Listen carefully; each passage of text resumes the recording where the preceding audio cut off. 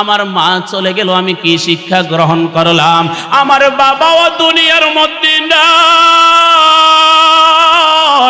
আমি তাকাইয়া দেখি রে, মানুষ যখন মারা যায়, মানুষ ব্যস্ত হয়ে যায় মসজিদের মাইকে এলান দেবার জন্য, অমুকে আর দুনিয়ার মধ্যে নাই। কেউ ব্যস্ত হয়ে যায় বাজারের মধ্যে কাফনের কাপড় কেনার জন্য, কেউ ব্যস্ত হয়ে যায় কবরের মধ্যে আমার জন্য চিরস্থায়ী জায়গার ঘর বানানোর জন্য, আবার কেউ ব্যস্ত হয়ে যায় গরম পানি, বরই পাতার গরম পানি করার জন্য।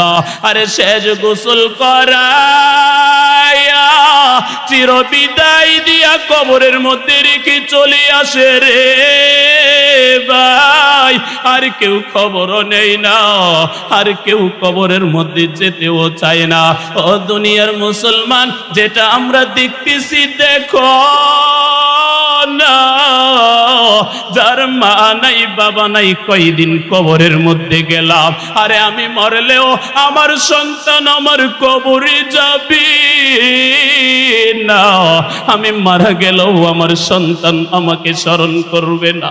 আমি যদি মারা যাই হয়তো বা 4 দিনা 40 বার্ষিক একবার মনে করবে রে ভাই, এরপরে আমার সন্তানের সুযোগ হবে না।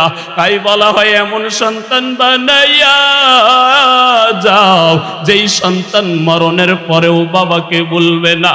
আরে আমরা তো মাদ্রাসায় আমাদের মা বাবা আমাদেরকে পড়াইছে, আরে মা বাবা ঠকে নাই রে ভাই। এমন কোন মোনাজাত নাই যেই মোনাজাতে মা বাবাকে স্মরণ করি না। আরে তুমিও যদি তোমার সন্তানকে নেককার সন্তান বানাইয়া যাইতে পারো, তোমার সন্তানও তোমাকে বলবে না।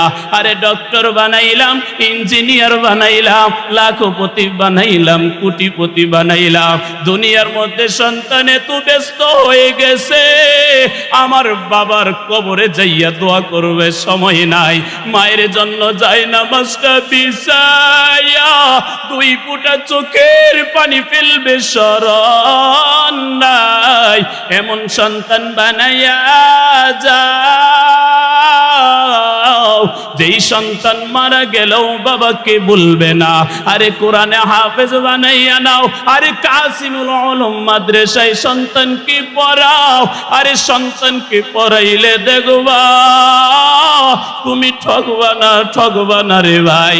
তোমার সন্তান যখন বড় হবে মুনাজাতের মধ্যে বাবা মার জন্য দোয়া করবে, কোরআন তেলাওয়াত করে দোয়া করবে।